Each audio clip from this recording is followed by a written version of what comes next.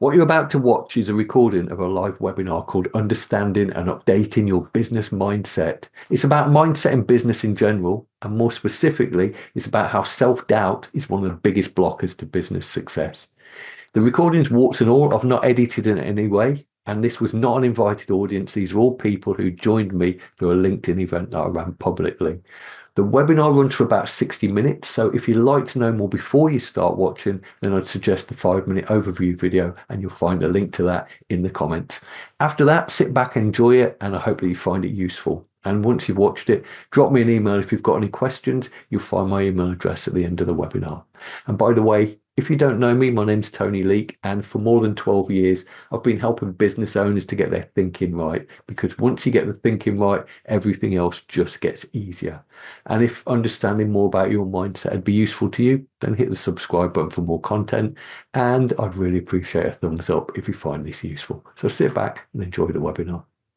Good afternoon. I think we're live now. So good afternoon. Welcome to this webinar, which it's all about mindset, and it's about making sure that yours is helping you to get where you want to be rather than hindering you. Thank you for being punctual today. I'm just going to take a couple of minutes to do a little bit of housekeeping before we get going properly, just to give everyone else a chance to join us and get settled in. We are due to run today for around about an hour, and we will not go over that time. I'm going to be respectful of your time here. I know you've got lots of other things that you need to be doing and want to be doing later on today.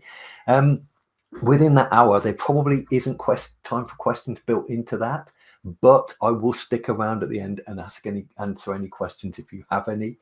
And I'll also give you my email address. Feel free to fire questions over to me by email as well. You probably noticed there is a chat box there. I've got it turned off on my screen at the moment because I'm not very good at multitasking. So if you want to ask your questions even as we go, feel free to do that, and I will pick up on them at the end.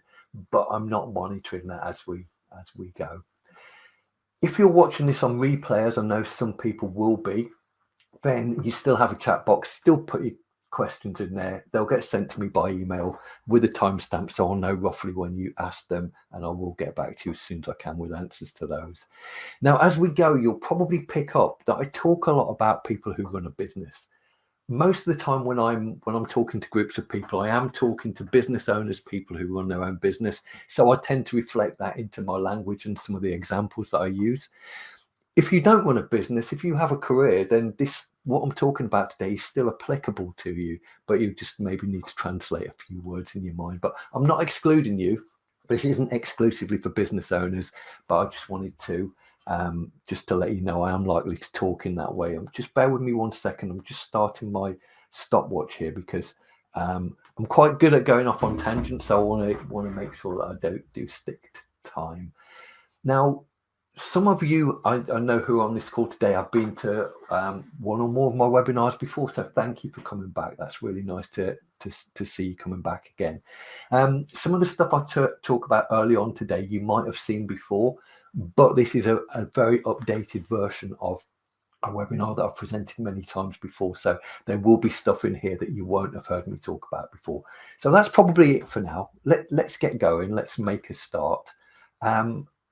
And let's talk about mindset, and let's talk about what mindset is, why that might be important to you, why you might want to pay attention to that.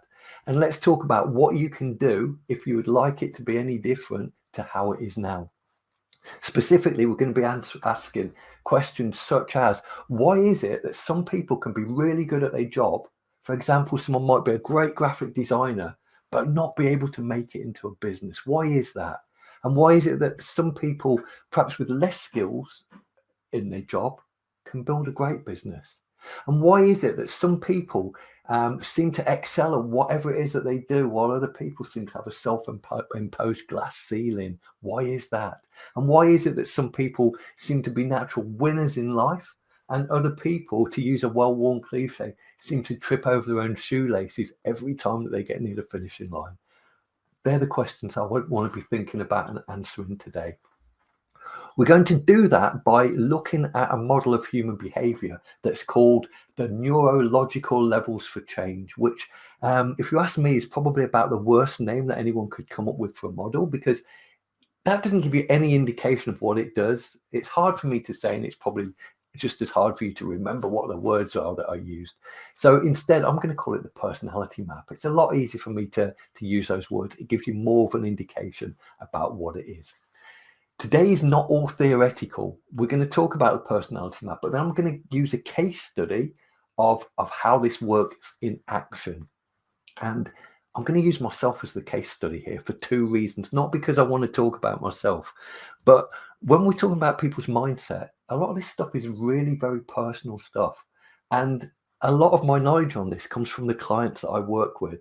And it would be unprofessional of me to be sharing other people's innermost thoughts, even if I'm not using their name. It's just not a good thing to do. I'm also a good case study for other reasons as well.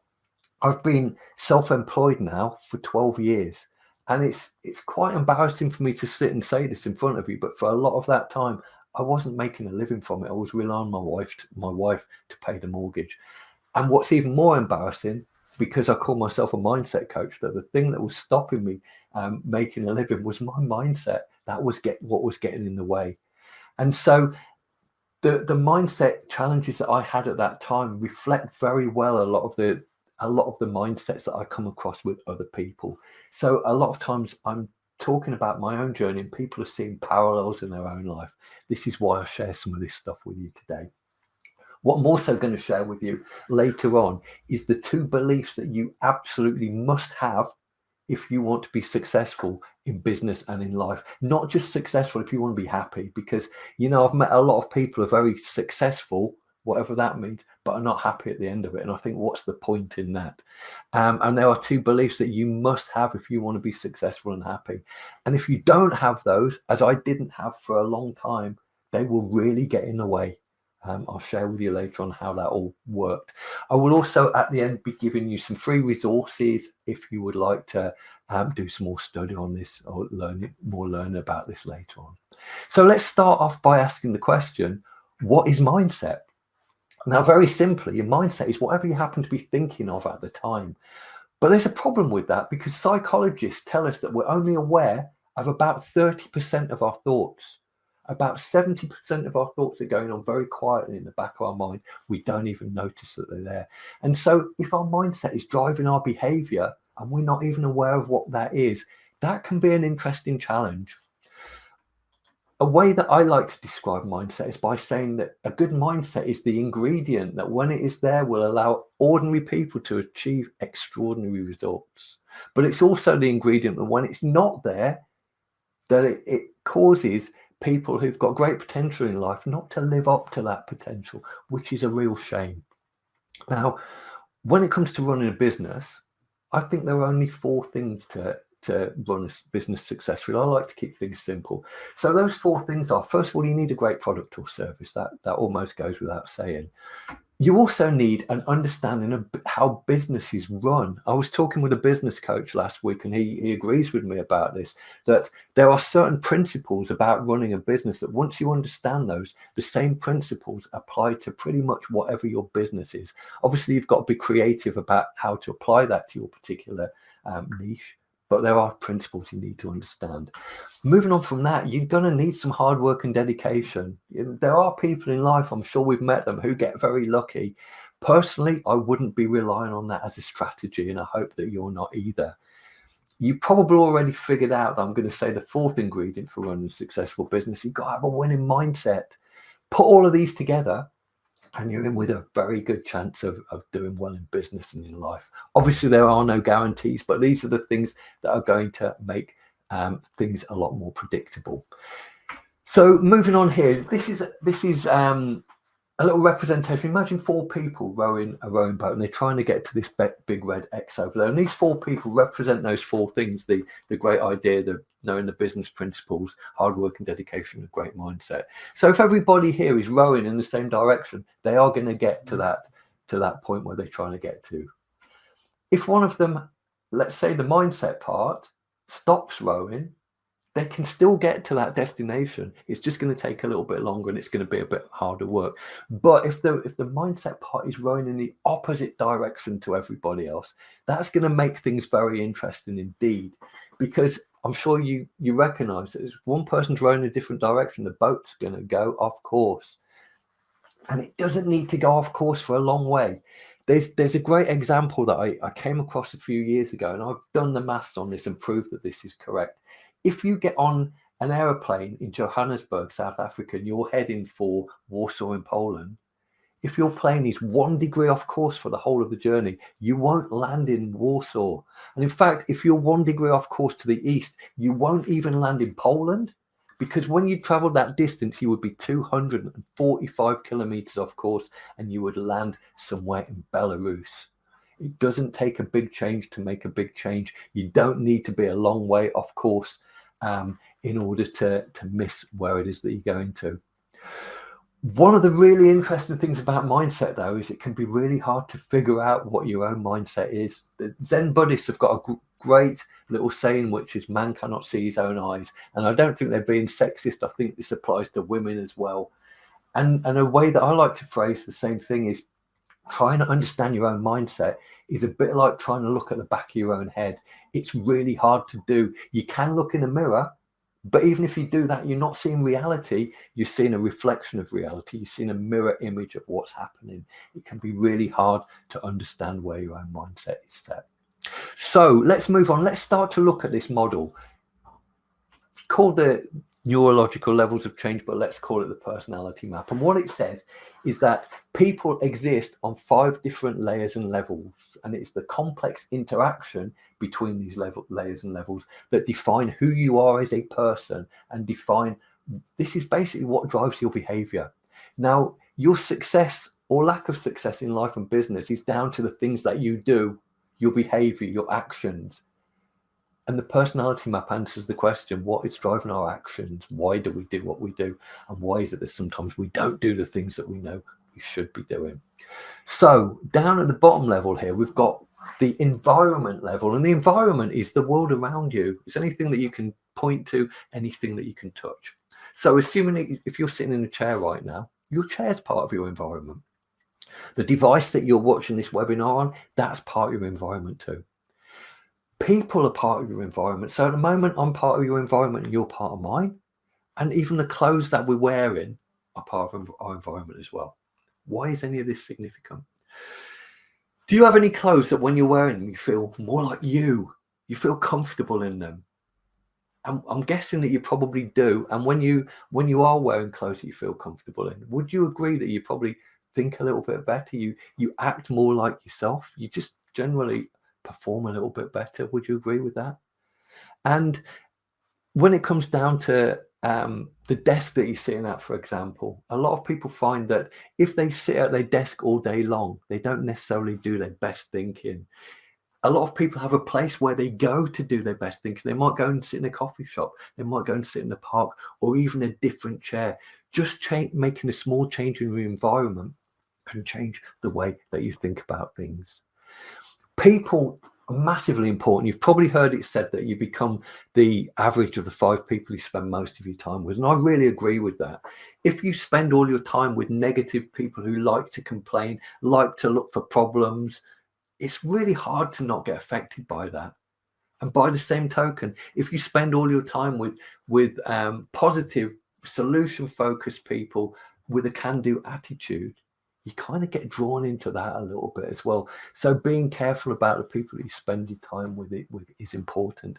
So the key part of this really is being aware of your environment and being aware of how that affects you. If wearing different clothes affects you, be aware of that and be in control of it. So let's move up to the behavioral level. Now, your behavior is everything that you do, everything that you say, and everything that you think. And these things together combine to make up your behavior. Why is this significant? Well, different behavior creates a different way of showing up in the world. Let me give you 2 contrasting examples here. They're quite extreme examples, but you'll get the point from this, I'm sure. Imagine somebody wakes up in the morning and the first thought they have before they open their eyes is, oh God, I'm not looking forward to this today. Why me? Why? Why do I have to go to this meeting? Why do I have to work with these idiots? And thinking is a behavior. How is that going to affect that person? And then especially if the next thing that they do is they pick up their phone and they look at the news, because there's some pretty Big stuff going on in the world at the moment. Is that what you want to be filling your head with first thing in the morning? And then perhaps they look at Facebook, and what they're doing when they're looking at Facebook is they're saying, how is the world doing today? And then they stay in bed for as long as they can, get up at the last possible minute, grab something quickly to eat, get caught up in the traffic, arrive in the office all flustered and stressed, ready for their first meeting. Contrast that to a different set of behaviors. And I'm going to get all Tony Robbins on you here, but imagine that same person wakes up in the morning, before they open their eyes, they say, what am I looking forward to today? What's going well in my life at the moment? What am I grateful for? And then they open their eyes, they look at the person lying next to them and think about 10 things they love about that person. Then they get up in plenty of time, do a bit of gentle stretching, have a healthy breakfast, give themselves lots of time to get into the office. Can you see how those two different sets of behaviors they're going to affect you? One person's likely to start the day feeling very flustered and maybe a little bit stressed. The other person's going to be in a completely different frame of mind because they have chosen different behaviors, because every behavior is a choice. Let's move up to the next level, and then we'll start to talk about how these interact with each other. So the next level is skills and capabilities. Skills are anything that you can do now that you could not do when you were born. So basic examples, walking and talking. You couldn't do these when you were born. You've learned to do them. Even writing your own name, processing language. These are skills that you have learned. On the opposite side to that are capabilities. Now, if we were in a room together, I'd be asking for hands up, who can speak Mandarin? And one day I'm going to ask that question and someone's going to put their hand up and I'll be completely taken off guard. But up until this point, nobody's ever said yes to that. But would you agree with me that if you had a strong reason to want to learn to speak Mandarin and you were prepared to put in time and effort to do that, could you do it? And I hope that you're nodding now, because the answer is yes, you could. You have the capability to do it. It might take hard work and dedication, but you have the capability to do it. So you could say that a capability is a skill that we haven't learned how to do yet. So let's think about how these all interact with each other. So the skills that you have will affect your environment and will affect your behavior. Two examples of that. Imagine a person who has not got the skill of having conversations with people they don't know. And that is a skill. You can learn how to have conversations. You can even learn to be more confident if you want to. So if someone hasn't got those skills, though, the skills of having conversations with strangers, they're unlikely to go to networking meetings. And networking meetings is something that happens on the environment level. So because they don't have particular skills, they're unlikely to put themselves into that environment. But then imagine someone else who has got skills about going and introducing themselves to strangers and having a conversation, but doesn't have any listening skills. What's their behavior going to be like when they're at that networking meeting? And if you've ever been to one, you've probably met this person, because what they'll do is they will come and talk at you.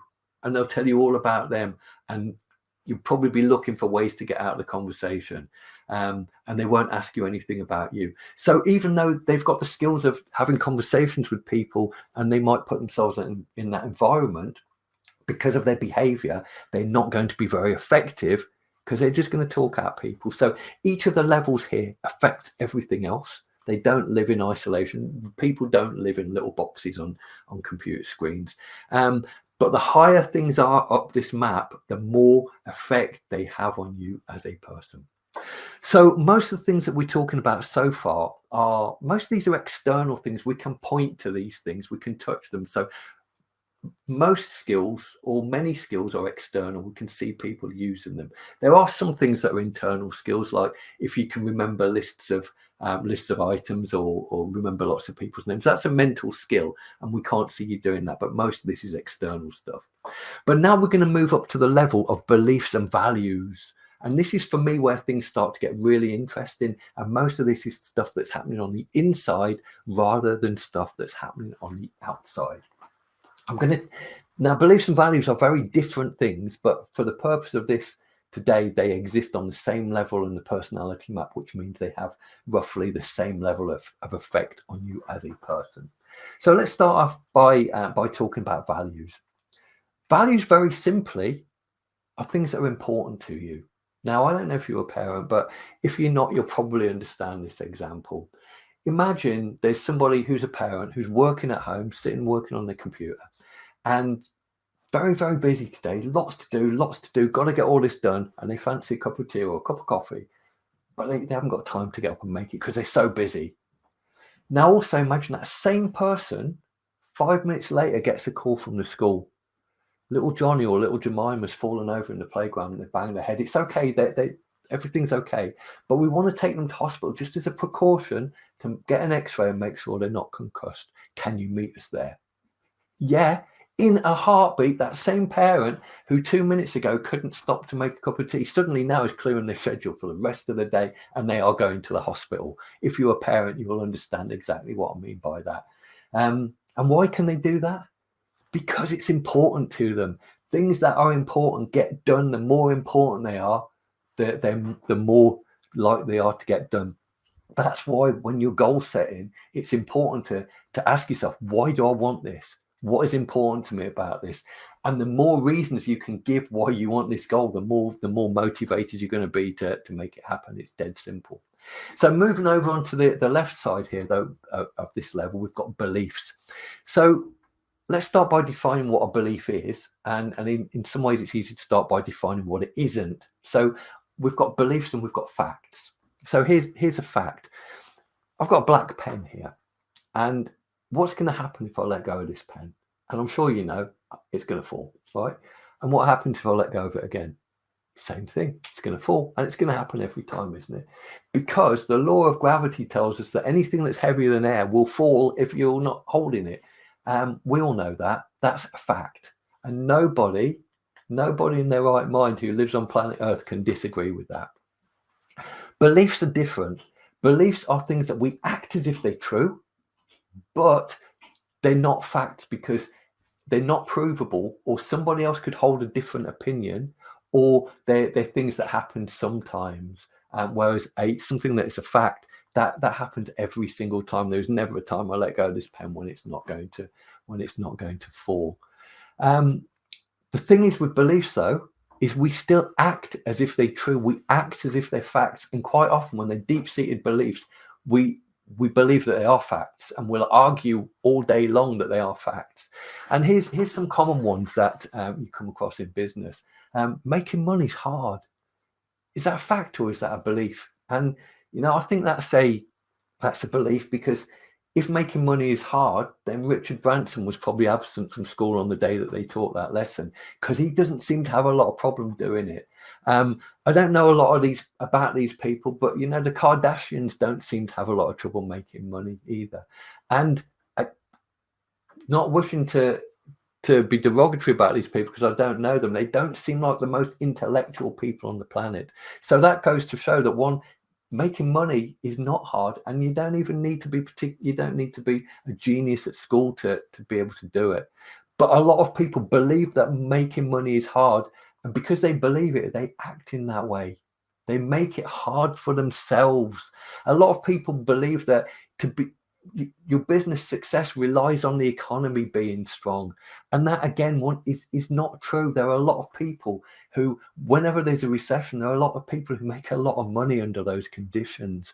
So it might be true that a good economy makes business easier, but whatever line of business you're in, I can pretty much guarantee there are people in the same line of business as you who, when the credit crunch is starting to happen, are going, great, this is really good news, because I know some of my competitors are going to go out of business. And that means there's going to be some customers floating about without a supplier. So now would be a really good time for me to start ramping up my marketing and start putting systems in place to make sure I can handle small business.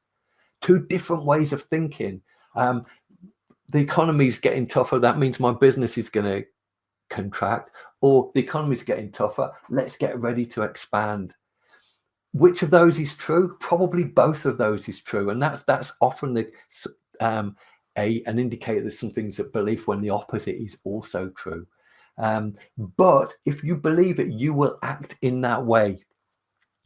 A little phrase I'd really love you to remember, and if you only take one thing away from today, this might be it. Little phrase: what the believer believes, the prover will prove. If you believe that it's difficult to make money, people don't like being wrong. You will prove yourself right again and again and again.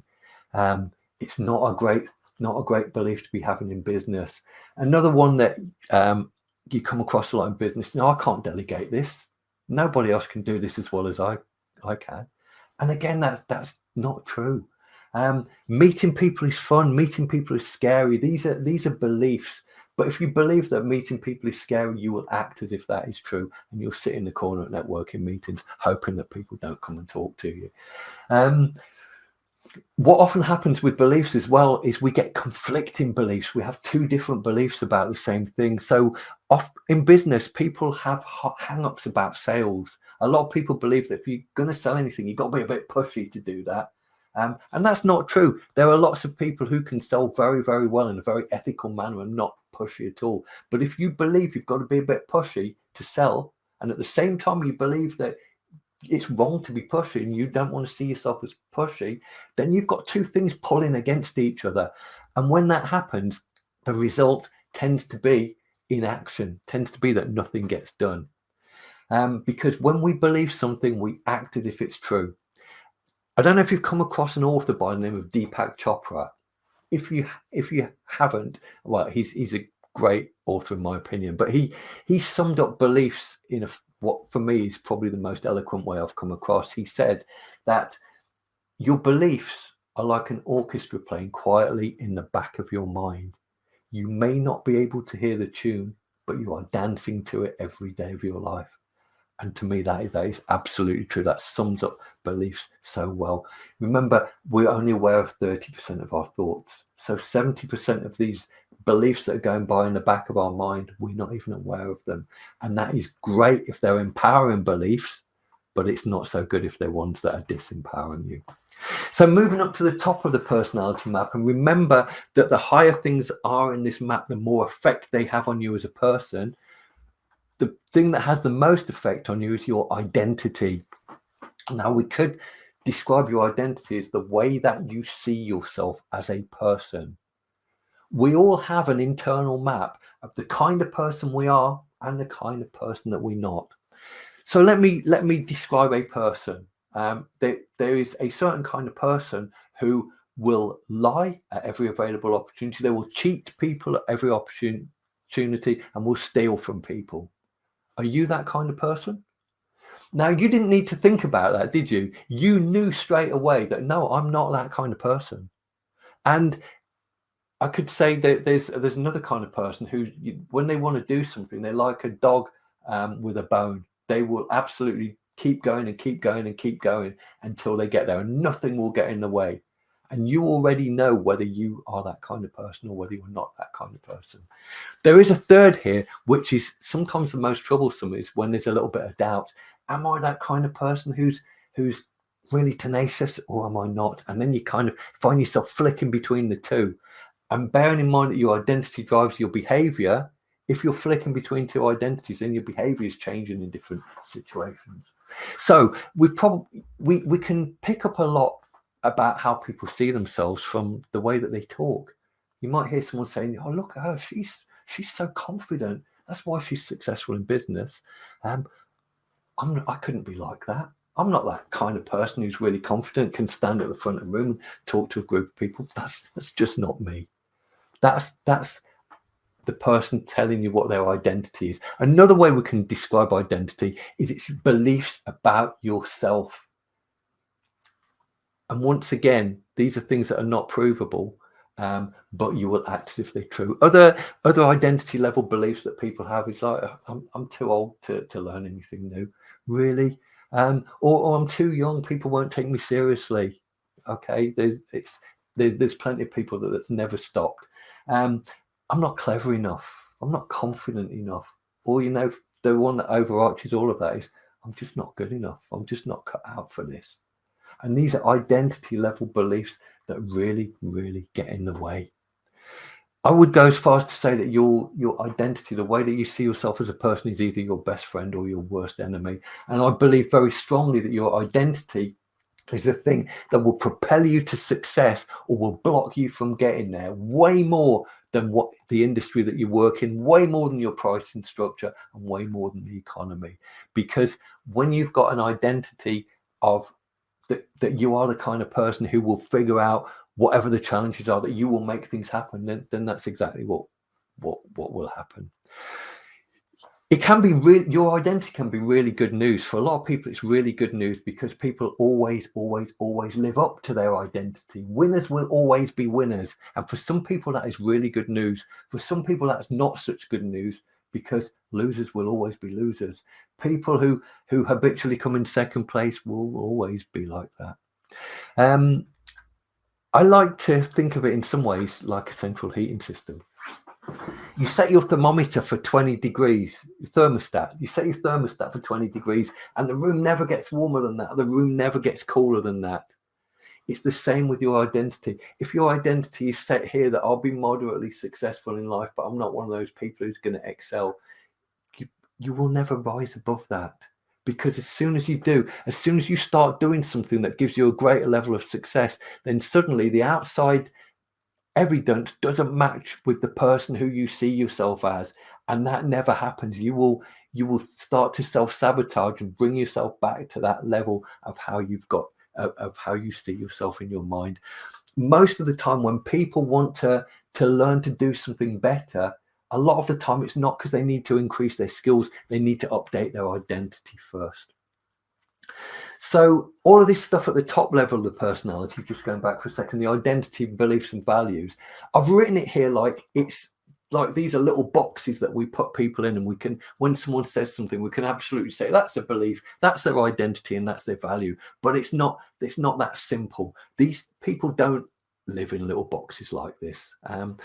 A lot of this melds into each other. So let's go into just a little bit more detail about beliefs and values to hopefully help you understand a bit more about how this all fits together. So thinking about beliefs, when I say beliefs, it almost sounds like a belief is an individual thing that lives on its own, whereas it's more correct to think of belief systems. These things live together.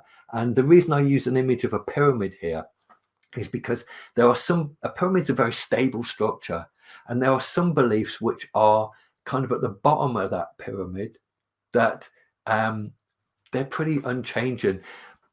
Beliefs at the top are a lot easier to change. Let me give you an example of that. Going back to my business of when I wasn't doing very well in my business, I believed that people would not pay more than X amount of money for the services that I was offering. That was a limiting belief. People will not pay more than this. I've proved since that was absolutely not true, but I was living it. I believed it to be true, so I was living as if it was true. When I started working with a business coach, which I'll talk more about in a few minutes, he helped me prove that belief to be categorically untrue. But the problem is, further on down, right down the bottom, I had an identity level belief, which I was completely unaware of at the time, that I didn't think I was cut out to run a business. And looking back, I did not know this at the time, but I used to say to myself, I'm really good at what I do. I'm really good as a coach. I'm really good as a hypnotherapist, which is what I was doing at the time. But I'm just not cut out to run a business. And so because I've got that identity at a really core level, it didn't matter that I could charge more for my services. I was still never going to run a successful business because I believed at a core level that I was not capable of it. That is the truth. And it's like at the time I couldn't have admitted it to anyone else because I didn't even admit it to myself at the time. So it's better to think in terms of belief systems. So then moving on to values. This gets really interesting because values don't live on their own. We have beliefs about our values, which is where it all gets really complex. So a value that someone might have is freedom, because values are often expressed in terms of abstract concepts. So if I was to ask everybody on this call, what does freedom mean? You're going to give me different answers because it doesn't mean the same thing to different people, which means we've got to have beliefs about it. We've got to be able to define it. And then once we can define it, we've got to be able to say, what is the evidence? How will I know when I've gained freedom? What is the evidence that I'll be able to point to? And then we have beliefs about what causes freedom. What do I need to do to create this freedom in my life? And then on the other side of the equation, once I've got it, what's going to happen? What are the results of and consequences of having freedom? And this is why a lot of people end up frustrated in life, because when you live a life that's in alignment with your values, you will be happy and you'll be content. But when you're not, that's when people tend to get frustrated. When people are not happy in life, it's generally something around the values level. But if you don't understand these things about what causes it, what's going to happen when you have it, then it's going to be very hard to grab hold of it. At the same time, it's useful to think of value chains rather than just individual values. Like we have a belief system, we have value chains. Let me give you an example of this in action. Imagine someone in business and I ask them, what do you want? And they say, I want to have £1 million in the bank. I'll say, great. When you've got £1 million in the bank, what are you going to do with it? And they might say, I want to spend more time with their children. And now they're starting to tell you what's important to them. So we're starting to get into values here. Great, you want to spend more time with your children. When you're spending more time with them, what are you going to do in those minutes, in those moments? What are you going to actually do? And not everybody's thought past that initial, I'm going to spend time with my children. And they might think about it for a while and say, yeah, well, I want to teach them how to make their own way in the world. I want to teach them how to be good people, how to figure out who they are and how to live a happy life. Great, fantastic.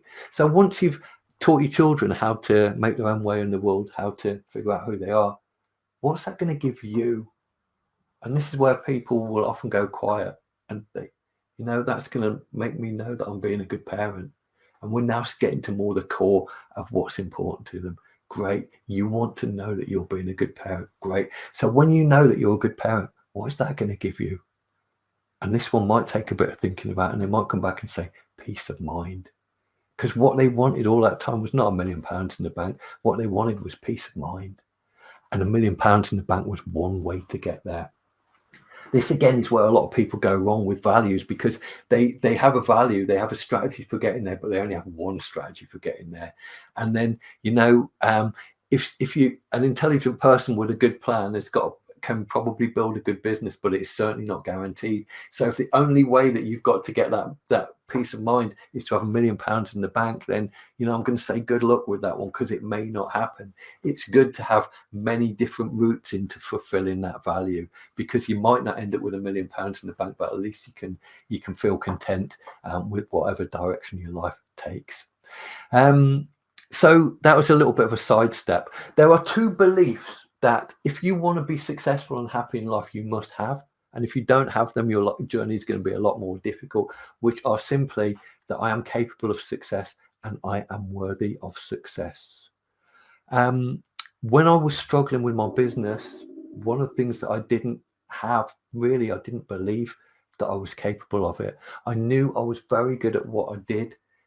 And I didn't know this was what was going on, but I didn't believe that I could run a successful business. And actually, if I'm being really honest with you, there was a lot of ways that I didn't believe that I was worthy of being successful in business. I'm going to go into a bit more detail on that. And I'm going to talk about the way that I figured all of this out, because this is how I changed some of my identity level beliefs. And you can take the same strategies that I used and you can apply them in your life as well. Now, I realized that my business was failing. It took me a long time to admit that to myself. So I hired a business coach, started working with a business coach, a guy called Stuart Wright, fantastic coach. And he's a business coach, not a mindset coach. But he realized very quickly that the biggest problem I had was in my mindset.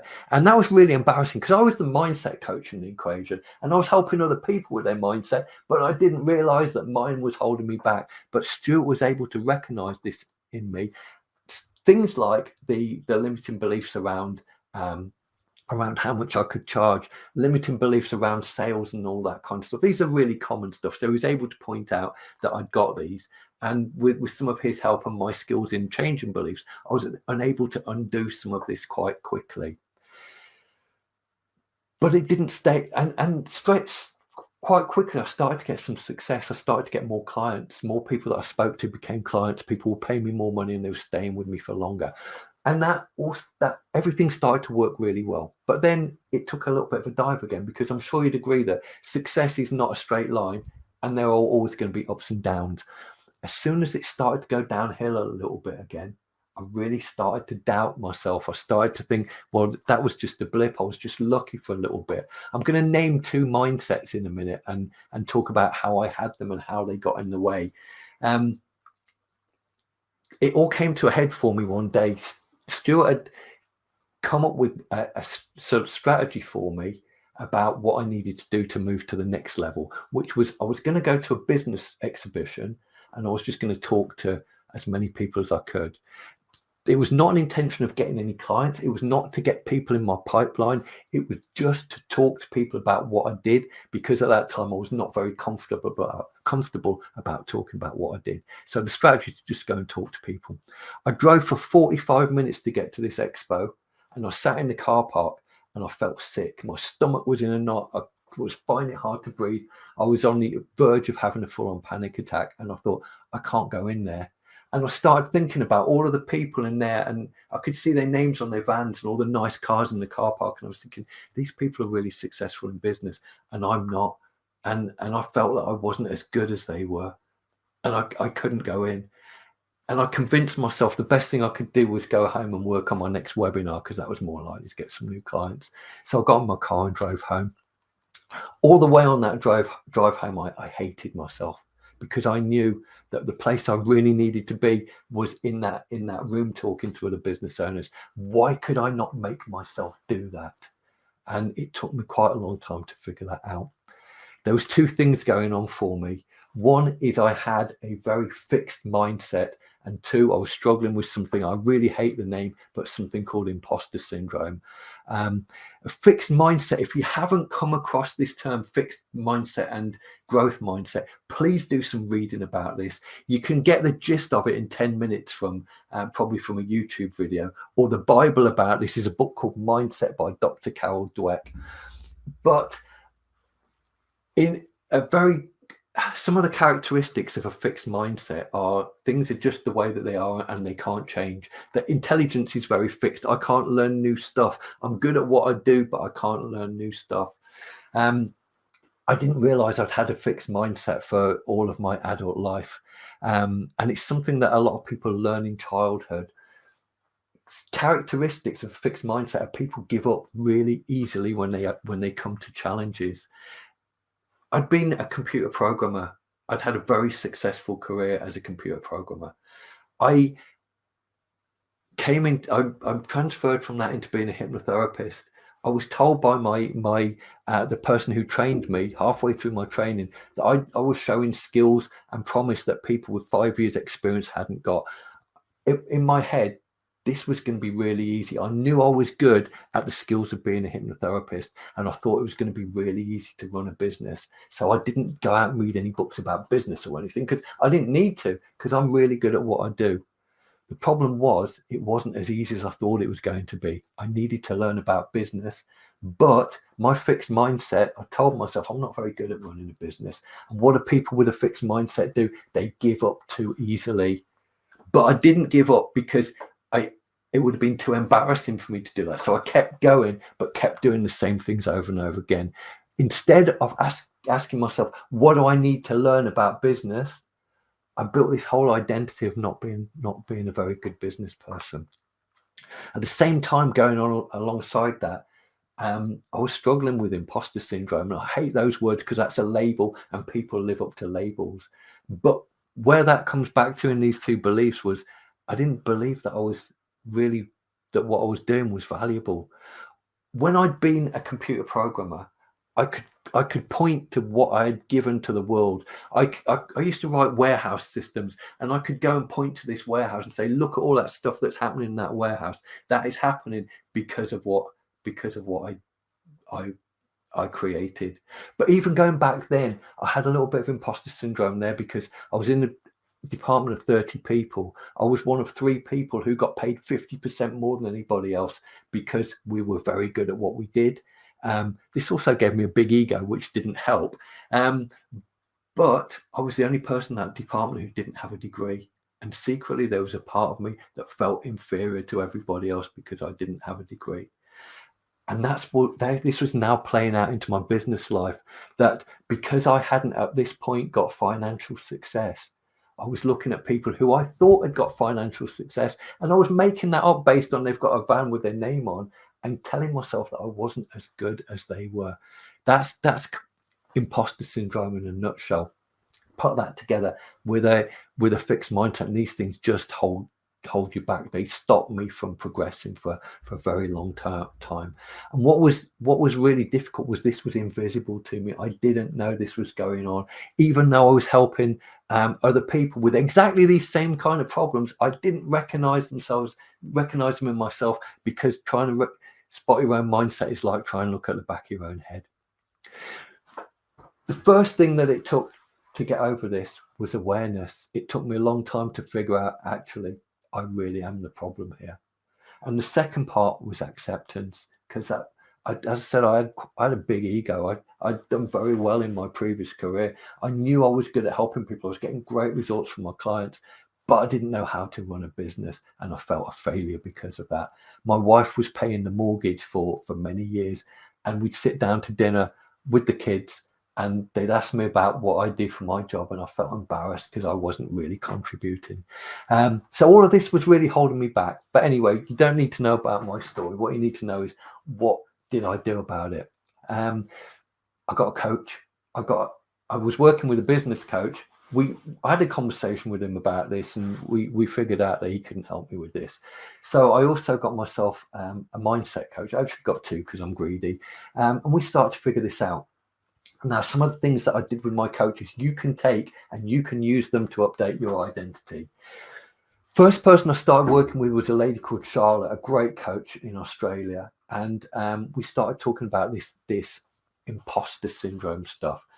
And she framed it in such a great way that I didn't have a syndrome. There was no illness, but it was like there was somebody else living in my head.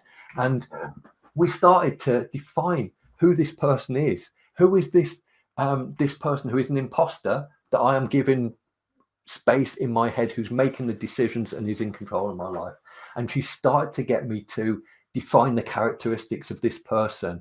And this person, this imposter, had a really negative outlook on life. This imposter was seeing problems every time they came up with an idea. They could straight away see all the problems why it wouldn't work. This imposter gave up too early, and this imposter had really low belief in their own abilities. And what was great, she got me to draw a picture of it. I wish I still had the picture. And so what we're doing here, this was really a great way to do it. It's now externalizing it. It's now no longer the imposter in my head. We now have a picture of it, and we're writing down the words that describe it. Then the absolute genius on this was she got me to give it a name. Now, apologies if this name means anything in your life, but I decided to call it Sally, because this imposter to me was quite scary, and Sally was about the least scary name that I could think of. And so suddenly we've got this identity of this imposter, Sally, who I've been giving headspace in my head.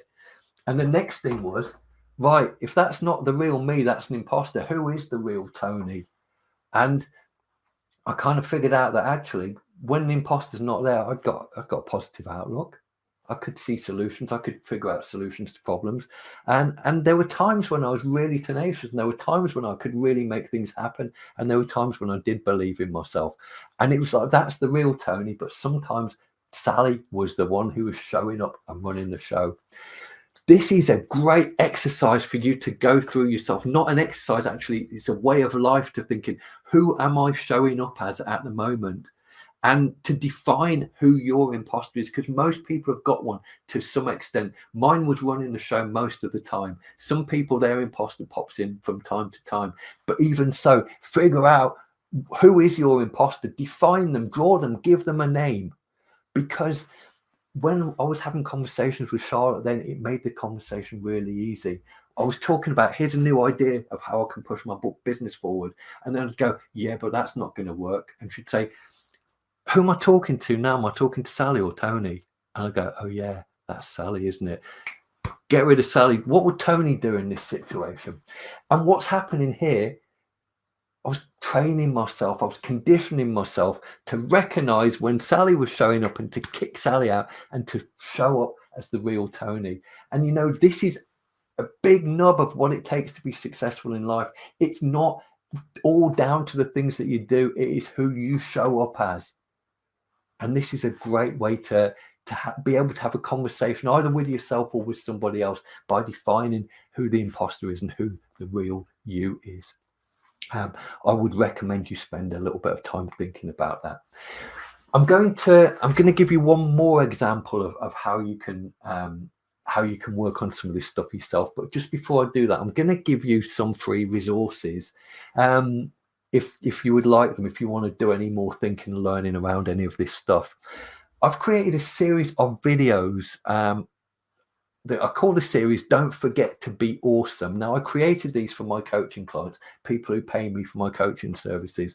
And they are, at the moment, there's around about 50 videos. I think I put the 50th one up yesterday. They're all very short, 2 to 3 minutes long. And they are all things that concepts that come up again and again in coaching conversations. And I thought I'd put them all into videos. So for my clients, it's a good way for them to stay in touch with coaching between sessions, and also as great ongoing reminders once the coaching comes to an end. So these are all different things, different aspects about mindset. And a great way to use them is just to listen to one at the start of the day and just have that in the back of your mind as you go through your day. They were created for my clients. They are not high-tech production. It's just like this. It's me talking to a webcam. I've only ever given them to my clients before, but if you would like access to them, send me an email and you can have access with my compliments free of charge. If you'd like to find out any more about any of this stuff and how it applies to you, then I would happily gift you a coaching call. Now, what that means is I would give you a 90-minute coaching conversation. I cannot do this for everybody because it's very time consuming. So I'm doing this webinar 3 times today, and I'm going to give 10 coaching conversations. If you would like one of those, drop me an email. There is no charge. There is no obligation or expectation that we will do any further work together. It is a gift from me to you. Having said that, I would ask you for something in return because there are no free lunches. It's very simple. I do a lot of webinars. It's a great way for me to meet new people. If I give you a coaching conversation and you get value from it, and I promise you I will make sure that you do, I would then ask you to help me promote my next webinar by promoting it by putting it in front of your contacts on LinkedIn. It's very unobtrusive. It's very simple to do. It takes about 10 minutes, but that's what I would ask in return. It's as simple as that. If you would like to have access to one of those or would like the free videos, just drop me an email and we'll make that happen for you. One other thing that I want to share with you today, I think this is genius. I didn't make this up. I wouldn't sit here and call myself a genius. I learned this from one of my favorite coaches, a guy called Steve Chandler. Now, I had a bad case of imposter syndrome. There's a lot of people who experience it a little bit from time to time. Perhaps if they're going into a meeting with a potential client, there might be some doubts appearing in their mind at that point. This is a technique that's great for dealing with those doubts. And the simplest way to do that is to block them out. And all you have to do is fill your head with things that you know to be true. Let me give you some examples of this. If I was to say to myself, what do I know to be true about my business that are absolute facts that no one can disagree with, but are things that are likely to make me feel good about myself? I can say that I worked with client X, and I know who this client is, but I'm not going to sit here and share that. But it was a big FTSE 250 company, and they hired me to run a year-long coaching program for some of their senior executives. That is a fact. What is also a fact is that every single one of the people on that program gave me a positive testimonial at the end of it. And the people who hired me then went on to hire me to do some further work with them. Those things are absolute facts. They're the kind of things I want to be thinking about when I go into a meeting. I don't want doubts going in there. What other things do I know to be true? I know that out of my private coaching clients, I know how many people come back as repeat clients. I know how many times people come back and pay my invoices again and again. I don't need to share this with other people. It's not for other people. This is me reminding me about the things that are true about my business, are going to make me feel empowered. You can apply that to your business. There are things that you know absolutely that are facts, things that you could be proud of about your business.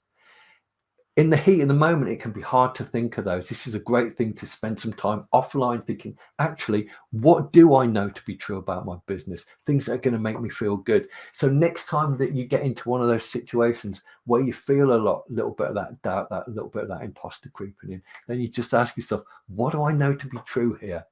And by doing that, you're going to kick all of those unhelpful thoughts out and replace them with ones that are going to help you.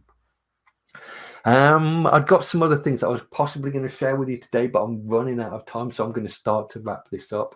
As I said, I'll stick around and answer questions at the end if you want me to, or get in touch and we'll have a one-to-one conversation. I want to start wrapping this up, and I want to ask you the question: what were you doing 10 years ago? Where were you living? What were you doing for work?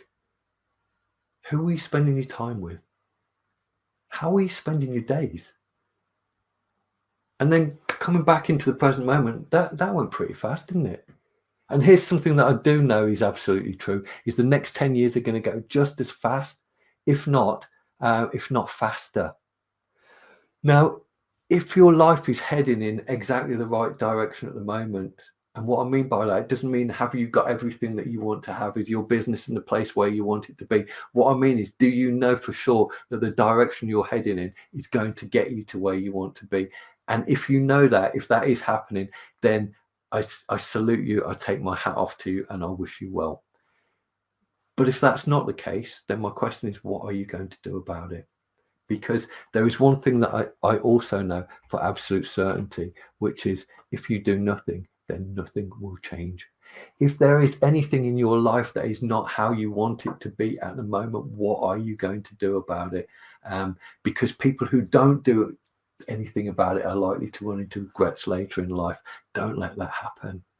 And I want to leave you with one final thought, which is the way I close most of my webinars off. And it's a quote by a brilliant author by the name of Dan Sullivan, who said that the definition of hell is that on your last day on earth, the person you became meets the person that you could have become.